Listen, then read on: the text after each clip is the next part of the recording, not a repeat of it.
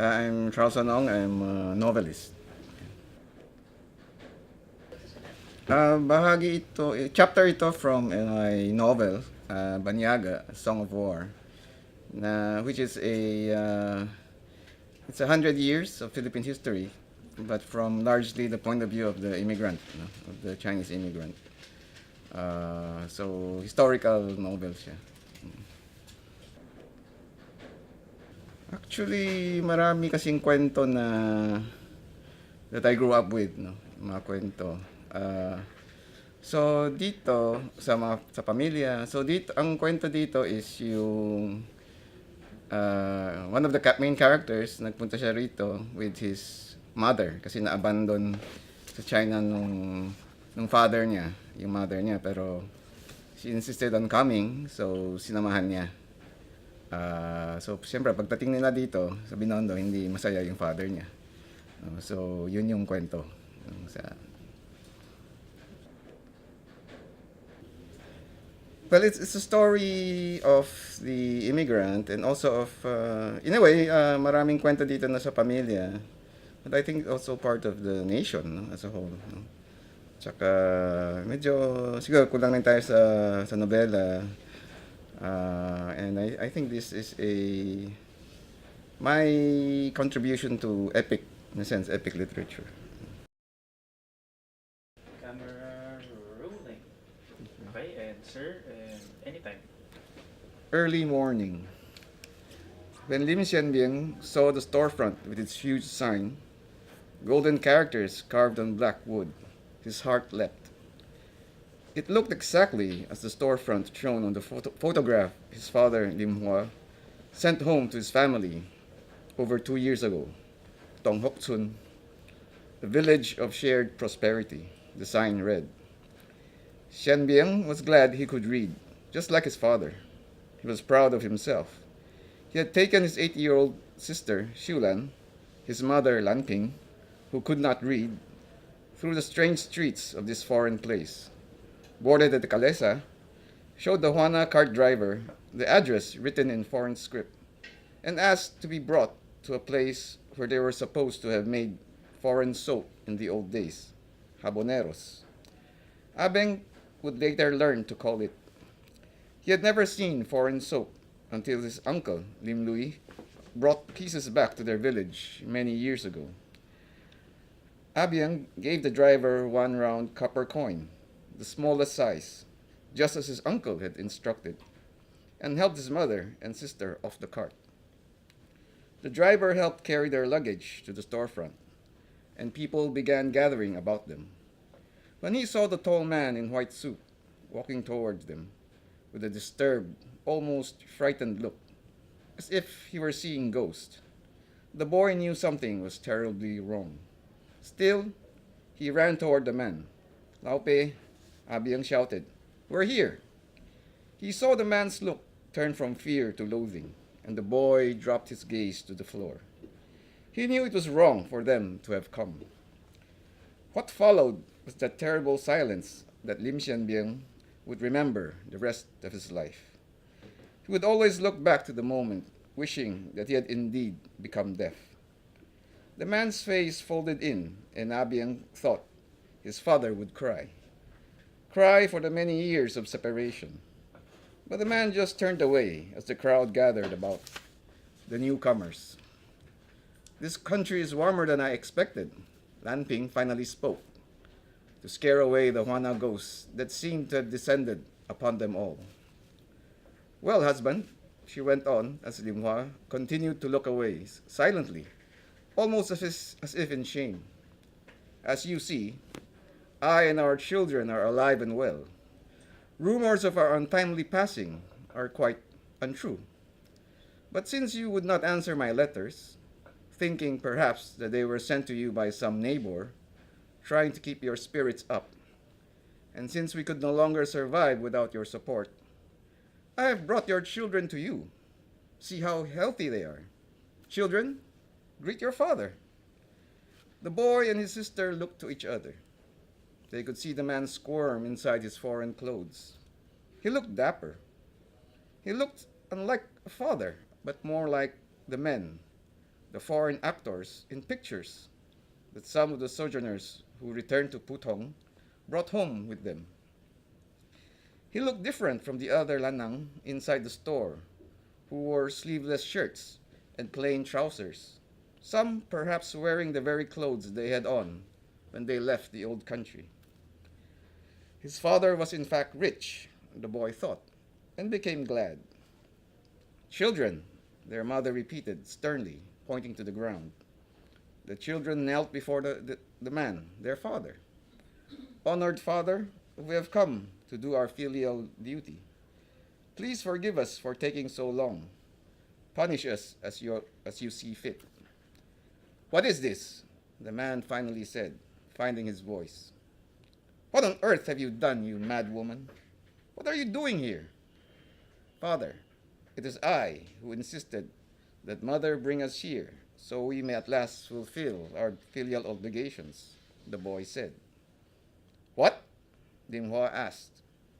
In his heart, he was asking, who are you?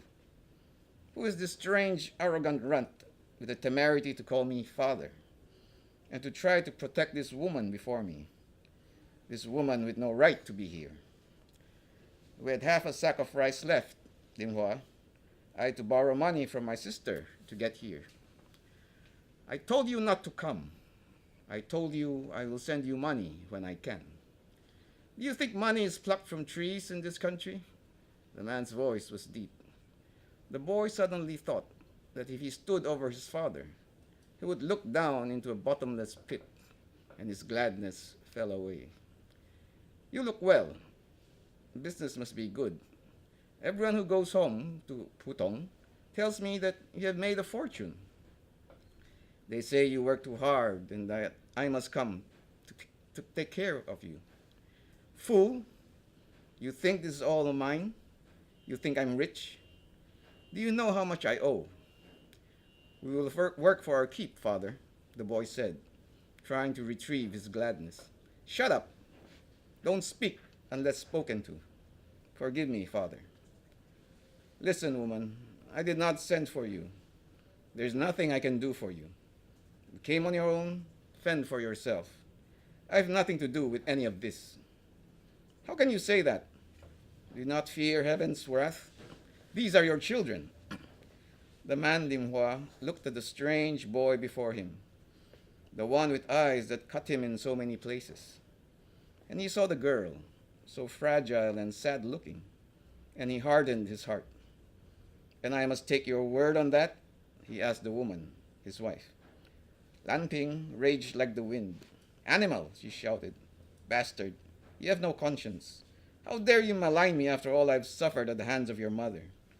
She tried to attack the man, but the others held her back.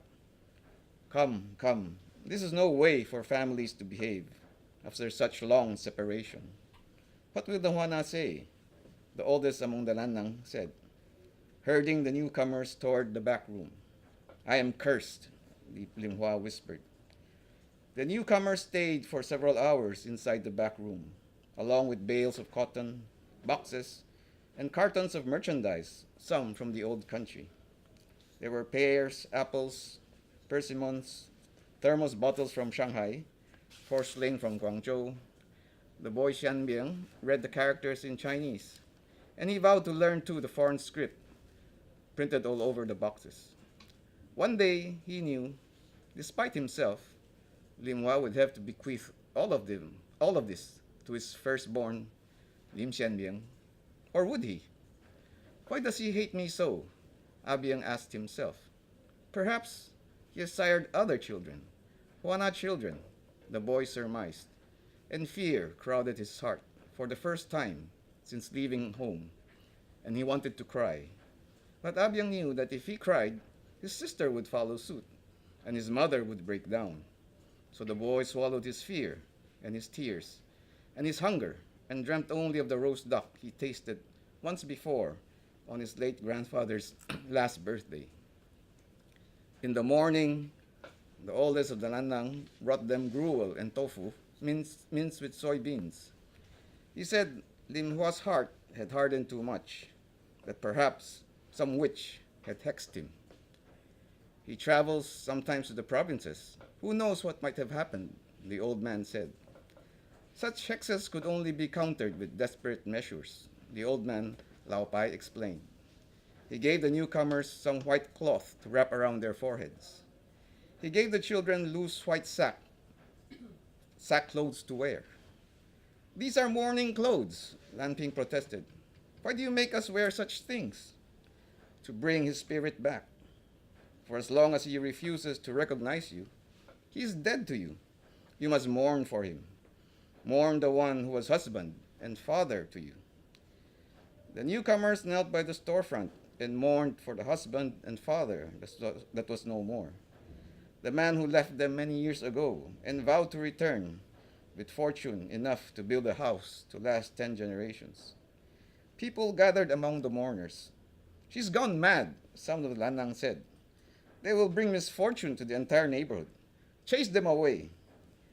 Lim Hua sat in his hardwood swivel and bit his tongue. Let them curse me, he said inwardly. Let them bring heaven's wrath upon me. Let them summon dragon fire, so we may all burn. It was then that his son, Xianbiang, took out his flute, the one given by his grandfather, Yakti, Lim Hua's father, and started playing the tune that had always struck fear in Lim Hua's heart. To this day, the Lanang say that wild birds and pigeons gathered about the mourners as the boy played his flute, that some of the old folk wept while the Juana tax collector and police all went away upon hearing the music. When evening came, the women urged Lanping to lift her siege on Lim Hua's storefront. Nothing good will come of this, they told her, only misfortune and death. Better death than dishonor, she replied. Let me be a widow to the living, but let my children not be orphaned too soon. When darkness fell, Lao Pai finally came and told them, Lim Hua has agreed to set you up in a room across the street.